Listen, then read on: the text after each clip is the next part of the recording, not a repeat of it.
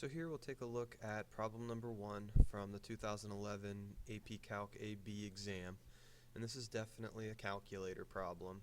And the setup is that we have a particle that's moving along the x-axis.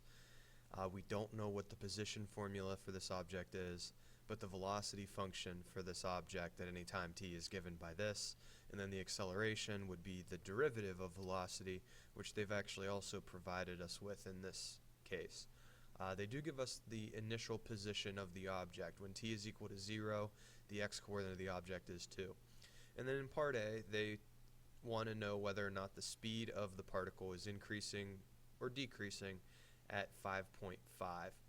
And then we also have to give a little explanation as to why we're answering the way we are.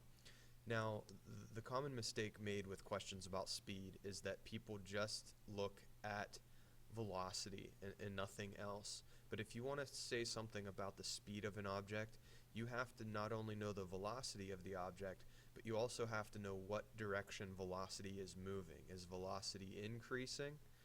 Or is velocity moving away from 0? Or is velocity moving towards 0?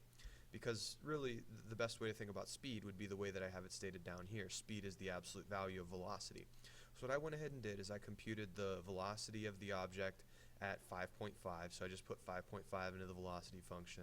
I put 5.5 into the acceleration function. And I realized that I had a negative velocity at 5.5, and I also had a negative acceleration at 5.5. What I like to do next is I like to think about what this tells me about the velocity graph near this 5.5 value. And really, this number, since it's negative, tells me the velocity graph has to be below the t-axis or the x-axis. And so I went ahead and I started with my point plotted here on my velocity graph, 5.5 comma negative 2.4.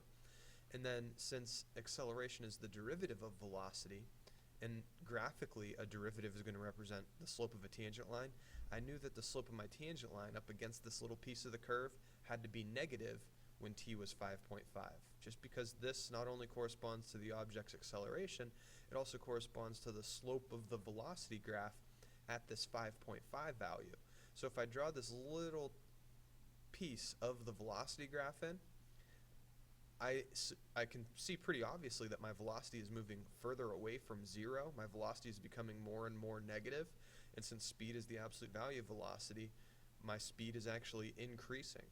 The absolute value of velocity is getting larger as we progress across this little piece of the velocity graph. Therefore, speed is increasing. In part B, they want us to find the average velocity of the particle on the interval from 0 to 6. There are a few different ways that we've found average velocities over the course of the year. The one that we've used most frequently has actually been a slope of a secant line on a position graph. Unfortunately, we don't know what the position function is, so we're not really going to be able to use that method. We do have this velocity function though, and we also have this formula here that represents the average value of a function. And so what we can do is we can find the average value of this velocity function on the interval from 0 to 6. And then, since this is a calculator problem, the easiest way to evaluate this integral right here would be to just get out your graphing calculator. And if I want to do this integral from the home screen of the graphing calculator, I'm going to start by going into my math menu and grabbing the function integrator feature.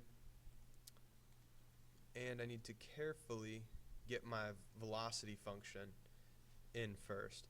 So I'm looking at 2 sine of e to the x over 4 or t over 4. I'm going to use x on the calculator here. So that'll close my exponent, that'll close my sine function. Then I need to add 1 to that. And then the next piece of this call sequence is to tell the calculator the variable of integration, and I used an x within it. And then the next piece after another comma is the lower limit of integration, and then finally the upper limit of integration. And then the calculator is going to do that integral for you, and we get 11.696. Now that's just the value of this. If we want the average value of velocity, we're going to have to multiply that result by 1/6 or divide it by 6. And that's where this answer that you see right here comes from. If you think about the units involved here, the units of velocity would be something like meters per second. This would be measured in seconds. So meters per second times seconds gives us a result here that's measured in meters. But then this denominator here actually has units of seconds. So we're taking an integral who has units of meters, and we're multiplying by 1 over seconds. And so we do end up with meters per second as the units on this result, in case you were concerned about units. Moving on to part C, we want to find the total distance traveled by the particle from 0 to 6. Easiest way to do that is to change the sign of velocity with absolute values, because if we want total distance, we don't care which direction the motion happens in. We just care when there is motion and how much change in that position of that object is happening. And so if we take the absolute values around the velocity function here and then toss it within this integral, you'd get this value, and we'll do this on the calculator in just a second to confirm it. If the absolute values were not in, this integral would just represent the total change in position.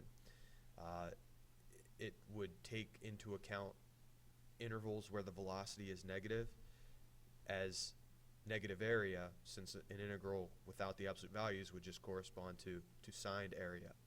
So just to kind of confirm this, get out the calculator again, and from the home screen, if we go into the math menu, grab this function integrator feature. And then the first thing that we're going to need is we're going to need absolute values around our velocity function. And so we get absolute values from the math menu on the number tab. And we need the absolute value of 2 times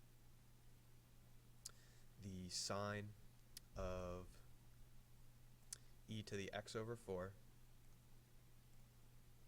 Close my exponent, close my sine function, add 1 to it, comma, variable of integration. Oops, I need to close my absolute values here too, I think, right? So let's see, I closed my exponent, closed my sine function. Yeah, I actually need one more parenthesis in this case, and then comma, variable of integration, comma, lower limit of integration, upper limit of integration, and the calculator should get the result that I already have on the screen here.